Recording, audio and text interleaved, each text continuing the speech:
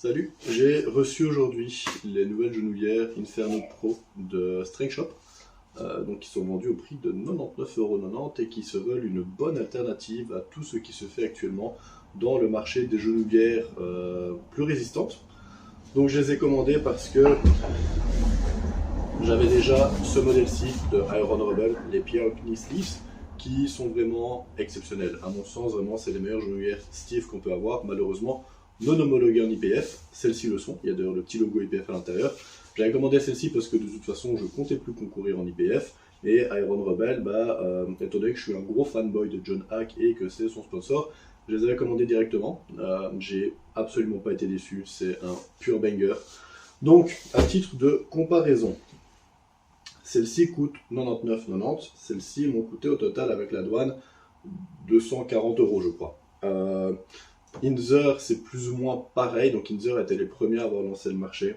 Ça revient plus ou moins au même prix que ça, tout compris. Je crois qu'on est légèrement moins cher, 200-220€. Ça fait quand même cher. A7 a essayé de venir sur le terrain avec des genouillères de base vendues à 100€, qui sont très rapidement montées à 120, je pense. Qui ont des bonnes critiques, mais un peu moins bonnes par rapport à ce que fait le reste. Il y a Titan aussi qui est arrivé avec des genouillères aux alentours des 160€. Et il y en a plein d'autres qui sont arrivés. Il y a les Anzu qui viennent d'arriver à 140 environ. Il y a les Smells Like PR qui sont à 130-140. Globalement, c'est toujours le même marché. Il n'y a que SBD qui n'a pas suivi. Ils ont sorti un nouveau modèle à 120€. Mais en fait, c'est juste l'ancien modèle. Donc, niveau packaging, on a été habitué à maintenant, toutes les marques ont proposé leur petit sac de transport. Je trouve qu'il a rien d'exceptionnel, il fait même un peu cheap, mais celui Iron Rebel, ouais, il fait quand même moins cheap. Pour l'instant, celui que j'ai préféré, c'est le Inzer, il est quand même plus beau. Ça s'ouvre identiquement de la même façon. Hop. Voilà. Alors, elles sont à l'envers. Tac. Donc, je vais les mettre à l'endroit. C'est super dur à mettre à l'endroit. Faut vraiment, hop, comme ça. Voilà, c'est.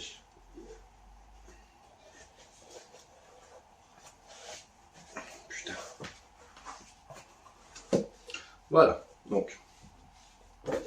Niveau genouillère, voilà comment elles se présentent. Donc celles-ci, elles sont rectilignes, c'est-à-dire que vraiment la forme va droit.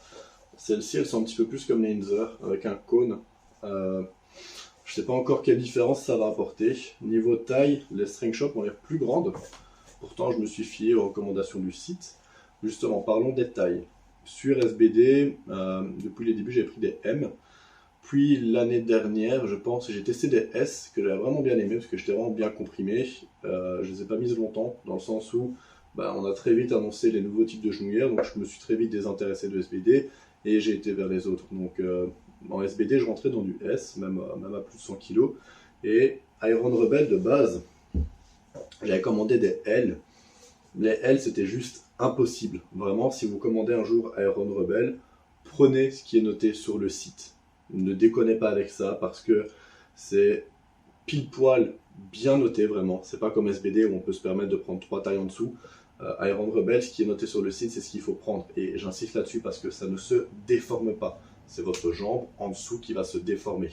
Donc moi, c'était noté XL. J'ai pris des XL. Et là, à l'heure actuelle, pourquoi j'ai commandé des Strength Shop? C'est tout simplement parce que je ne les supporte plus. Au niveau Strength Shop, j'ai pris exactement ce qui était noté sur le site. Donc j'ai pris des tailles M. Ça a l'air du coup d'avoir des tailles qui sont beaucoup plus grandes par rapport à Iron Rebel. Au niveau de mes mesures, j'ai tout prévu. Donc on va mesurer en direct. Donc le genou, il fait 43. Le mollet, il fait 40. Et bon, allez, on va prendre le bas du genou aussi, 5 cm au-dessus, 54. Donc ça, ce sont mes mesures. Donc en Iron Rebel, j'ai du XL.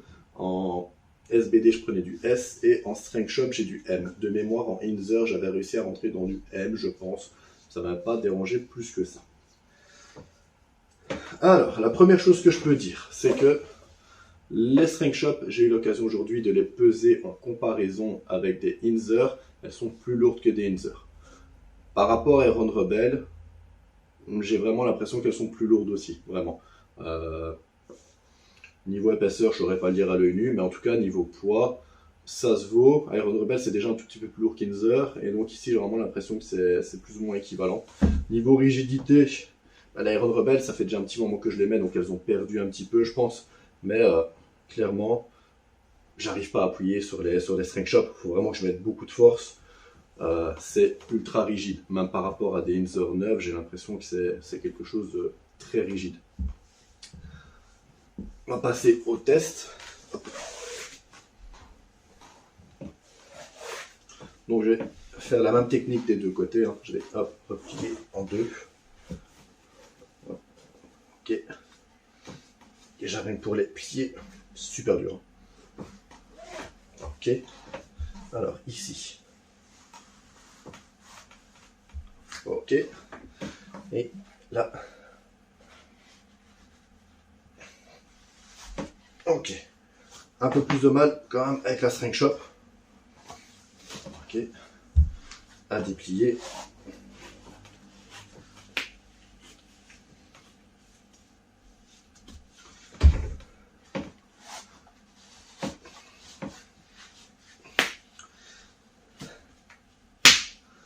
Ok. Alors, première chose, au niveau de la string shop, je crois que c'est l'effet cône qui fait ça. Donc je vais tout de suite expliquer. L'Iron Rebel, il n'y a aucun problème. Je suis serré aussi bien au mollet qu'à la cuisse qu'au genou. Au niveau de string shop, je sens la compression au niveau du genou. Au niveau du quad, j'ai même l'impression que ça me serre plus.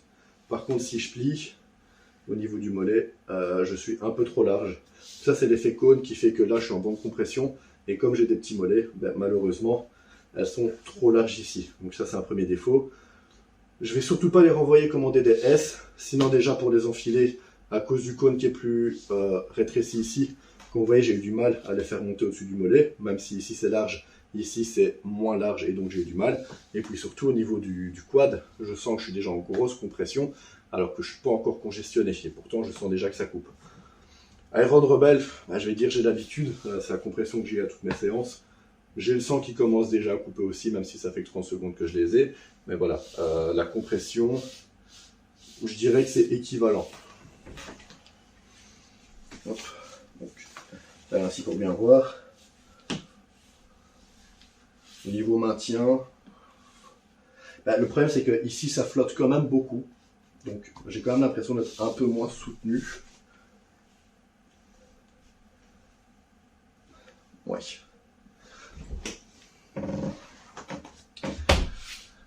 On se retrouve, du coup moi c'est demain, vous c'est dans la séquence qui suit, pour laisser à la salle des string shop. Je testerai pas les Iron Rebel parce que tout simplement je les connais, mais voilà, je vous ferai la suite de la review à la salle demain en séance et je vous dirai ce que j'en pense complètement.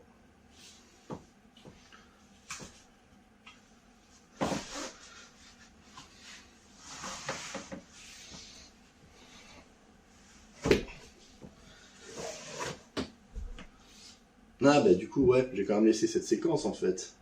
Parce que comme ça je vous montre comment je les enlève hors congestion et on verra demain si je galère plus. Vous avez vu les Iron Rebel, ça va assez vite. Comprime fort quand même ici. Hein. Putain, un peu étonné. Ah, ça bloque.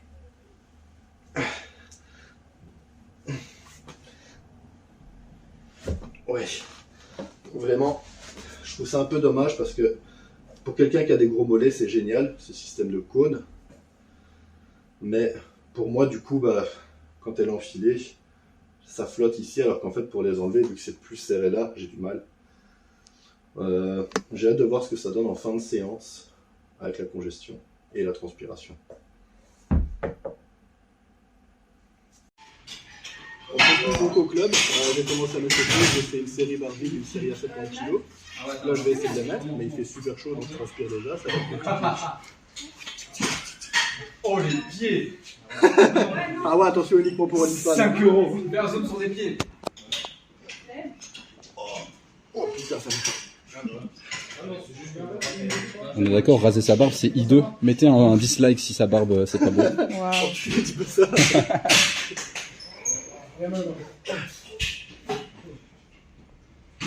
Lâche pose bleu.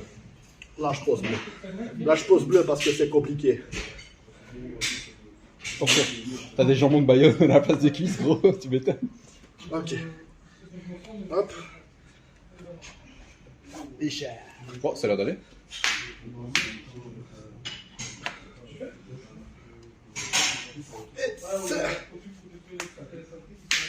Impec. On reprend après quand. Allez, allez.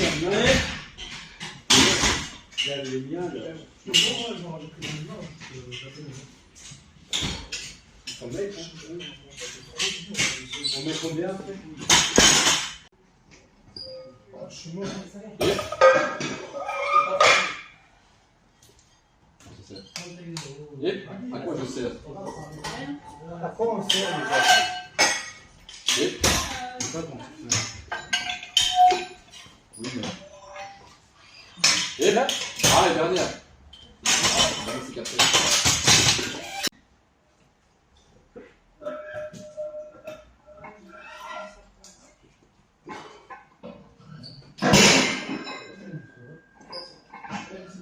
Yep.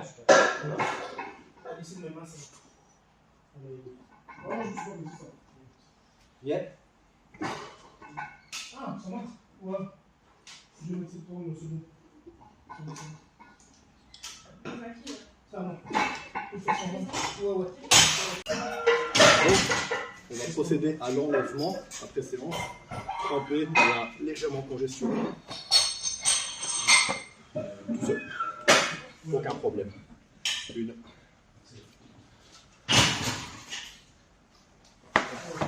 Et deux. Et on va faire un débrief tout de suite dans un lieu plus calme.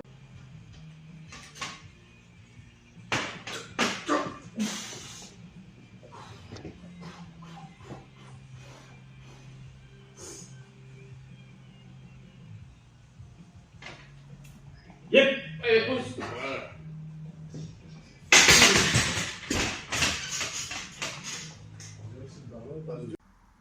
Alors j'avais dit on se retrouve tout de suite et au final on se retrouve 10 jours plus tard après la séquence où je dis qu'on se retrouve tout de suite tout simplement parce que j'ai préféré les tester un peu plus en longueur pour vous donner un avis plus constructif. Alors qu'est-ce que j'en pense 10 jours après? Donc j'ai eu l'occasion de faire des singles lourds avec, donc j'ai fait 285 la semaine dernière.